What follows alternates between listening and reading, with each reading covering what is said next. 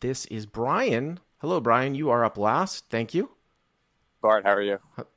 Pretty good. Pretty good. So I got a 10-10 hand from Parks for you. Another 10-10 hand. Oh, we always seem to have a Parks hand in here with Michael G reading a lot of these submissions. 10-10 Parks. Is this a Tuesday night or what? No, this was on I think it was a Wednesday. So they always get this game now?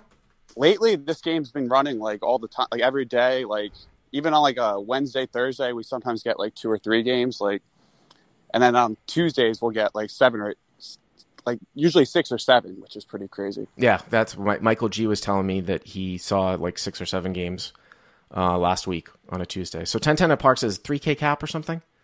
Yeah, and Okay. the straddle's usually on, but this game the straddle wasn't on. Okay. So it's just regular 10-10. So you're a little bit deeper than, well, obviously, with just the $10, right? Right. Okay.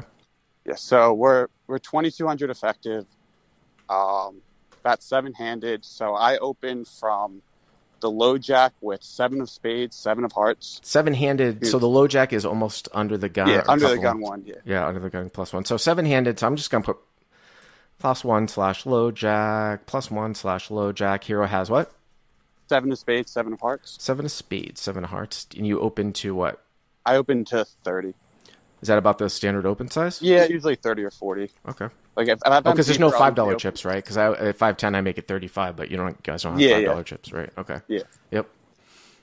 Yep. So, folds to the cutoff who 3 bets to 120. So cutoff 3 bets to 120, which is 4x. Okay. Yep. And folds around to me, and I call. So your head's up. Yep. So you don't have to worry about being, multi-way. 7-7's kind of borderline anyway. Sometimes it can, sort of win at showdown even without flopping a set, but it's Right. very easy to defend here. Yep. Heads up. So hero calls. Yeah, And and I guess a Parks little is like little 250. background on the villains. Mhm. So, the villains, this Asian guy, probably in his 20s or 30s. He doesn't play 10-10 that often. I think he plays like more 2-5. Okay. So, Taking a shot. but he's not. I don't know if he's necessarily taking a shot. Like he's not like new. Like I played with him before, but like he's not like a typical like 10-10 reg that plays. Would that be like Michael G if you saw Michael G in the game?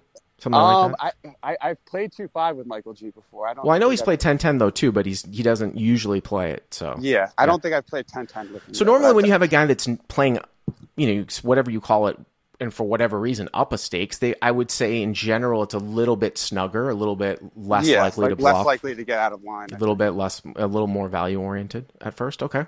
Yeah. Yep. Yep. So I defend, and the flop comes Jack 9-6 Rainbow. Okay.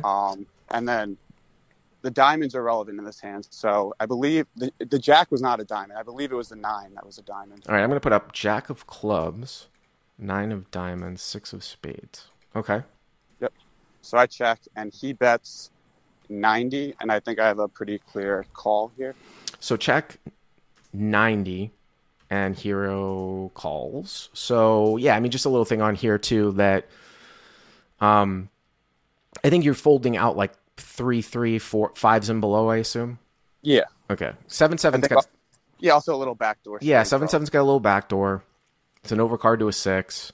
Yep. And again, this is a situation here where you're folding out like 5-5 in deuce, but you would and even though those are better hands right now than a hand like King 10, you'd much rather have a call with King 10. It's all Of about course. future equity and how much course, you can yes. improve your hand. Yep. All right. So pot now is 430-ish. Okay.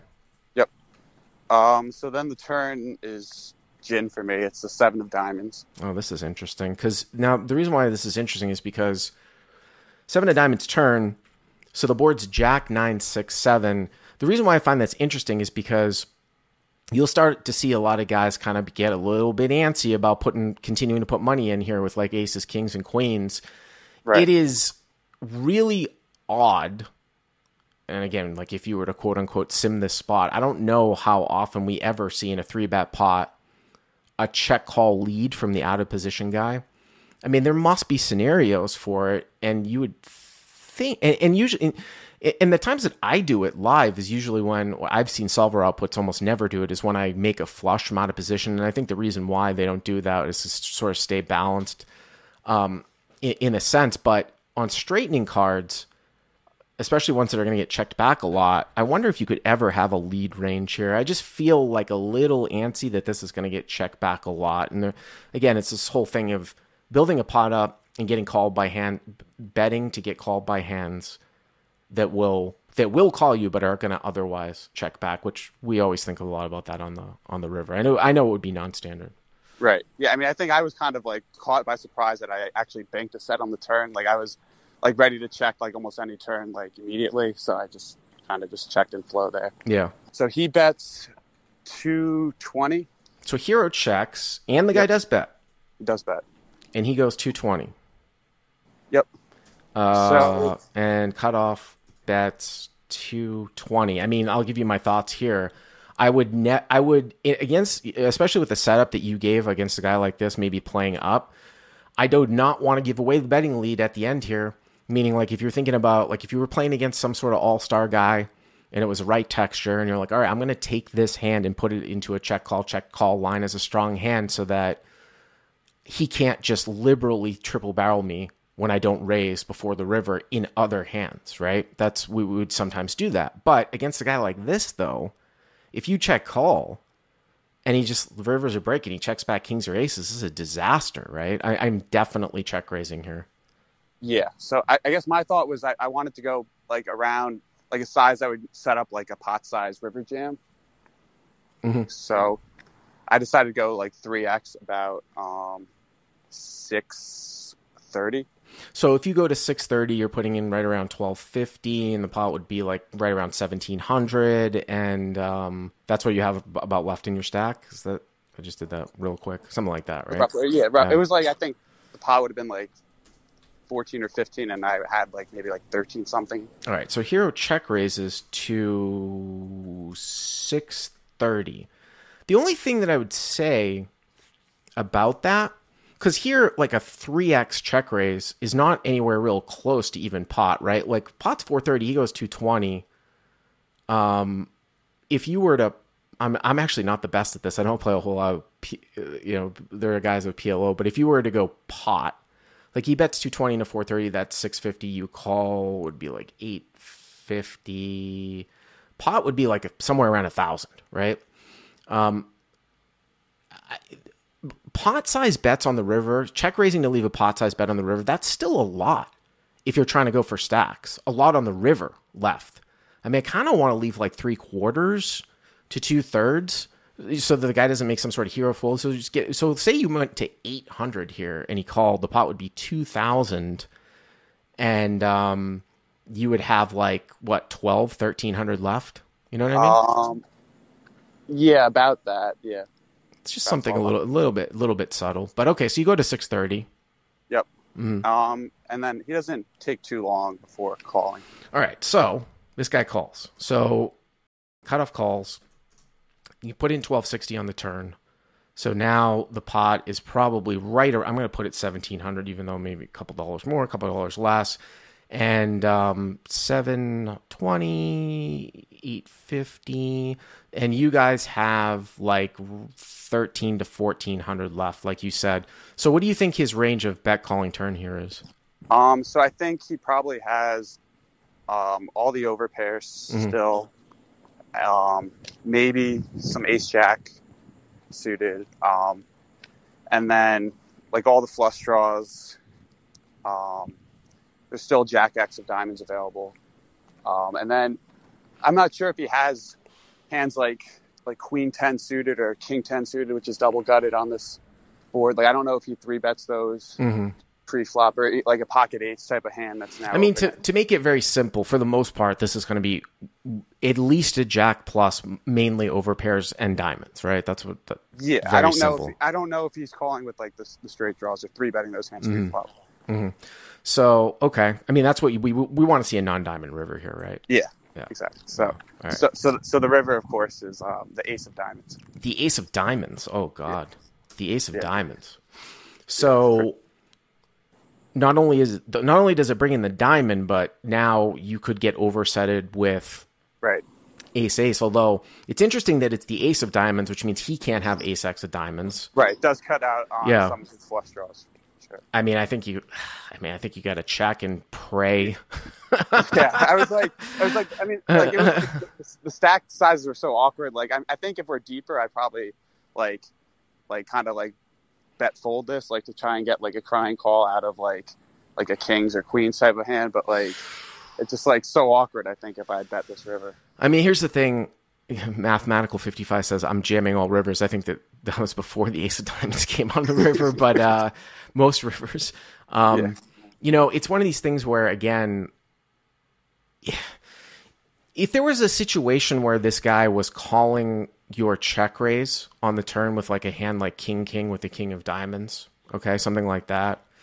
Right. Or like, I'm trying to think, you know, some other overbet, queen with the queen of diamonds, although that doesn't have a straight draw.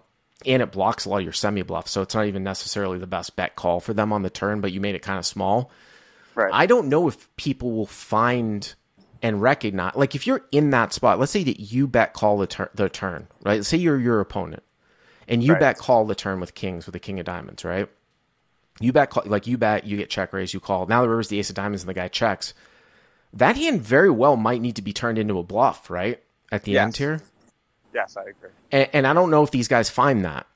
Right. You know? I was thinking that, like, if I was playing against like a good, capable 10-10 reg, Uh-huh. like I would definitely consider them having hands like kings and queens with a diamond in their range and turning those into a bluff. So I assume you check. Yeah, I decided to check. Okay. Pray. And I was praying. Yeah. And unfortunately got the bad news. He ends up jamming. The button to cut off jams? Yeah. Well, I mean, we just talked about it, man. I mean, whether this would be an overfold or what, and I know, you know, it's one of these things where you can go down this rabbit hole where it's like, well, if I never check raise the turn and then check the river when I actually make my semi bluff with diamonds, it's like one of the best hands. Isn't this one of the best hands I can have? Right. If I'm not defending with like 10-8 suited, right? With a straight. Yeah. And I think from a theory perspective, like this is like I have to call this against like a good, capable reg. But like the question is, can I make an exploitative fold here? Well, the question is, do you ever check are you ever supposed to check raise the turn with a big draw on diamonds and then check the river? Like if you had queen 10 of diamonds here, king 10 of diamonds, are you supposed to be checking the river? It's not. Yeah, it seems strange because like. Yeah, I might make it. I mean, I think I'm gonna have to make a tough fold here, man. Yeah. Yeah. Kind of what I thought, and I did end up making like a tough fold. I tanked for a couple of minutes and folded. So did you ever find out what he had? So in that session, I did not, but then I played with him a couple days later, and he was nice enough to tell me that he did have king queen of diamonds. I mean, that makes sense. Yeah, right? I mean, it's a straight draw too on the turn, nut flush draw, second nut flush draw. So if he has king queen of diamonds, and let's say I'm him, and I know you're a decent player, I don't know if I like that sizing. You can go a couple of different ways with this. Like, if the theory says you're supposed to call with 7-7, then he's supposed to take the max sizing, right? Like, maybe he's supposed to polarize himself, right, to have the hero. But the reality of it is, if I have king, queen of diamonds there and the ace of diamonds comes and you check raise turn, you're probably going to have a set, right? You're probably going to have a set. Or in another setup like a straight. Do I want to try to make a hero fold? Which is why, like, if I had kings with a king of diamonds, it's put you in a shitty spot. But again, then if I'm up against a guy that's not a good player, you better believe I'm jamming because I don't expect them to fold a set like you did. Yeah, they're not folding a set. Yeah. So that there's two sizings to be made there according to the player from your opponent's perspective. Now, yeah, I think maybe he chose the wrong one against you if you're capable. So, all right, Brian, thanks for the call. Oh yeah, thank you for the feedback.